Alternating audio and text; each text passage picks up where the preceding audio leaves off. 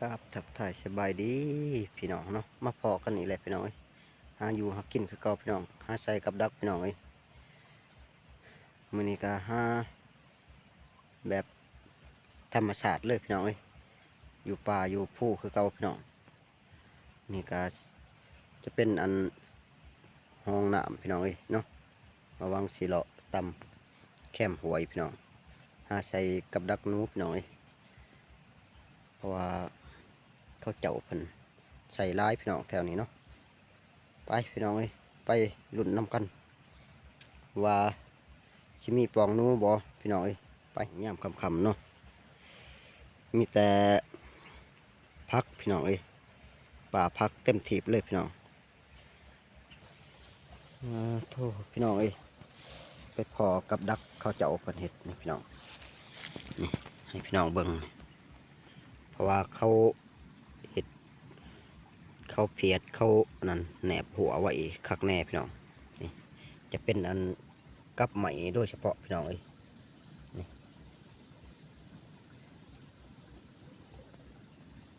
แบบธรรมศาสตร์เลยเป็นเห็ดเนาะมันจะมีขั้นพี่น้องเอ้ยชูงผลชูงเลยพี่เป็นแถวเลยพี่น้องเอ้ยพี่นี่กระแมนเป็นแถวไปเลยชุดไปเลยก็เจ้าปัญหาอยู่หากินเนาะมันเป็นแต่ผู้เดียวบ่วังพี่น้องเอ้ยเขาเจ้าเป็นกะหาลายสิ่งลายแนวเลย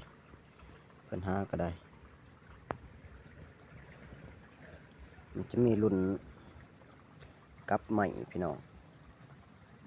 มันจะมีกับใหม่และไม่ดี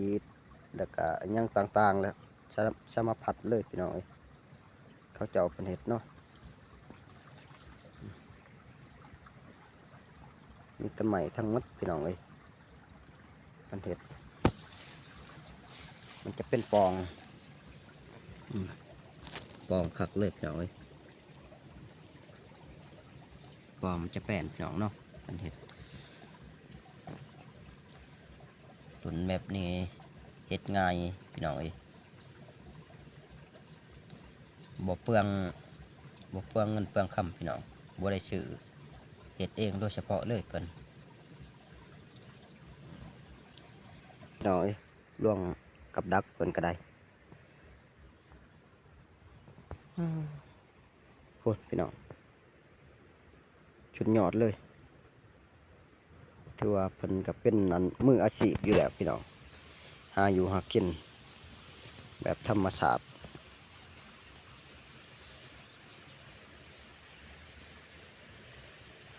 เอาวังก็กำลังมาพอครั้งแรกพี่น้อง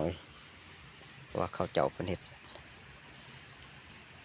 มันเห็ดง่ายอยู่เด้พี่น้อง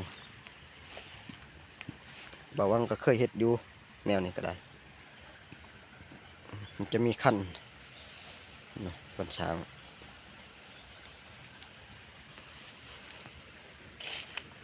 กับดักแบบนี้เขาเจ้ามันจะเพียดแบบว่ามันจะเถิกแบบประเภทนูบอกระหอกกระแต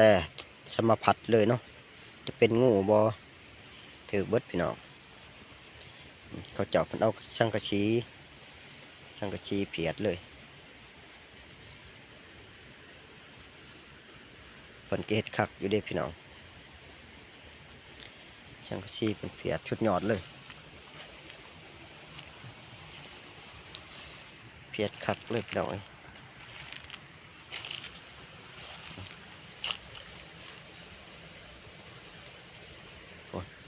ขามหวยบางคนอีก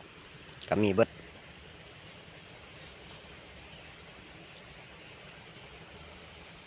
มันกระเทือกอยู่พี่น้องเนาะเขาเจาะเป็นเห็ดก็ได้นี่แหละพี่น้องการหาอยู่หากินของเพิ่นก็เห็ดอันทุกสิ่งอย่างเลยแบบสมผัดเลยเนาะ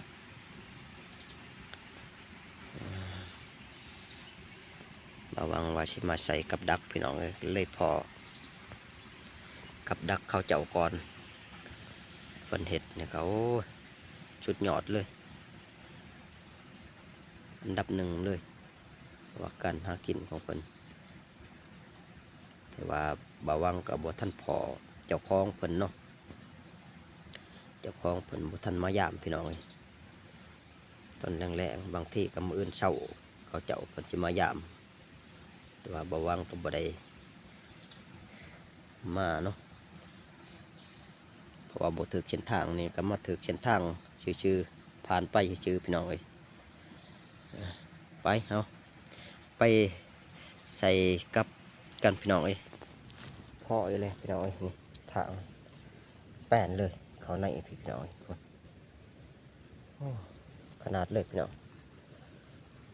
เดี๋ยวมาวางที่ใส่เนาะใส่กับดักพี่น้องเอ้ย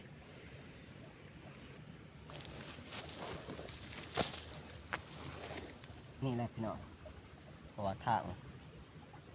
มาวางที่ใส่ไหลไหมเอาบ่ใส่เหงื่อพี่น้องเพราะว่าให้ใส่เหงื่อมันสิบ่ถือมันจะมีไหมเขาโดยเฉพาะเราต้องเปลี่ยนแผนเนาะ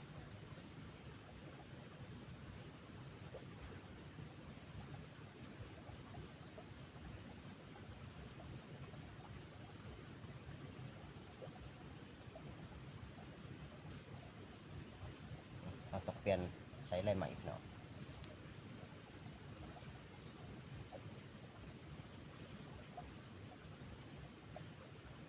เพราะว่ามันบ่กินเหงื่อ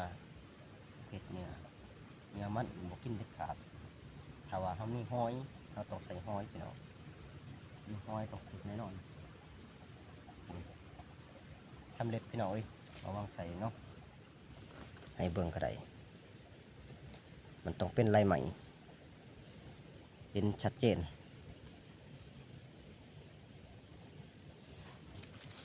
มันมาแต่ผมต้องเหยียบเลยครับชุดยอดพี่น้องแนวนี้โหมดนั่นนี่เขาใช้ต้องโอเคโหลดบ่ผาดแต่ว่ามันมาแมันถือเลยไปต่อพี่น้องเอ้ย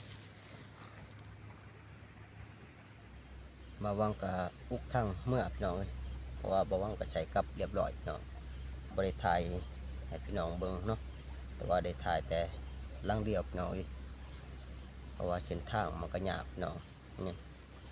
เป็นวงเป็นเลนเนาะคิดงอ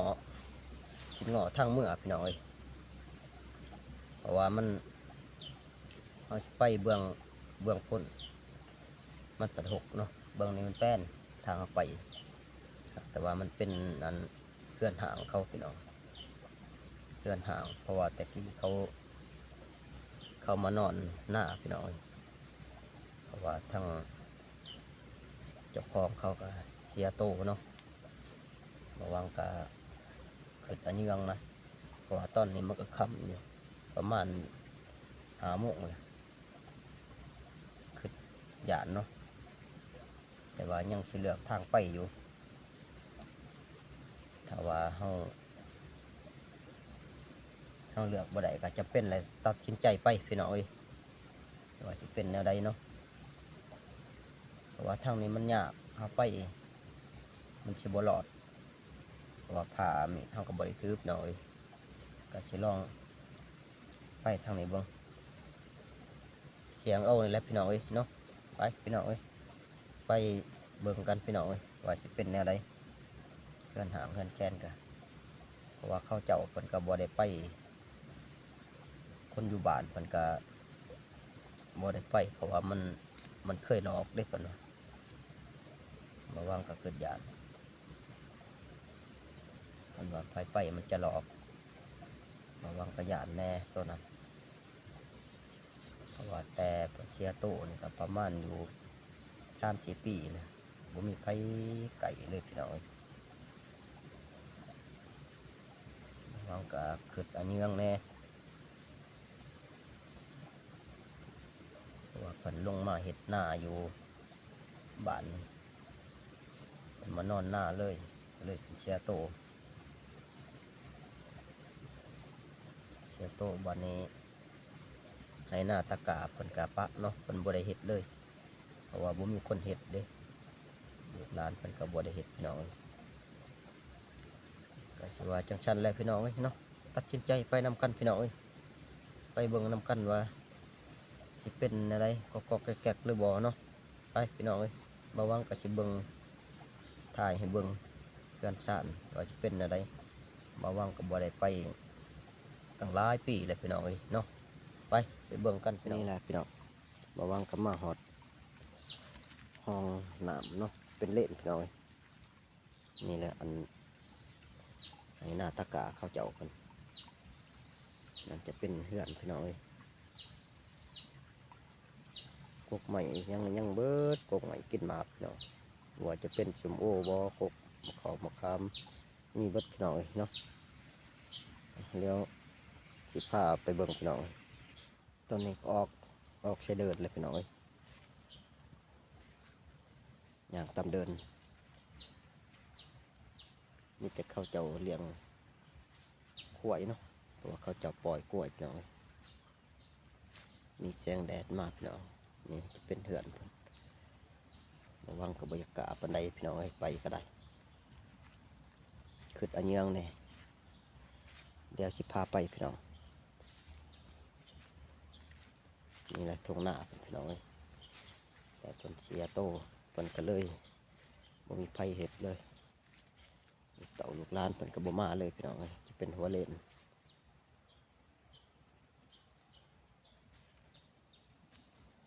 ไปพี่น้องมีครบเบิดพี่น้องเอ้ยหมากไหมหมากรอก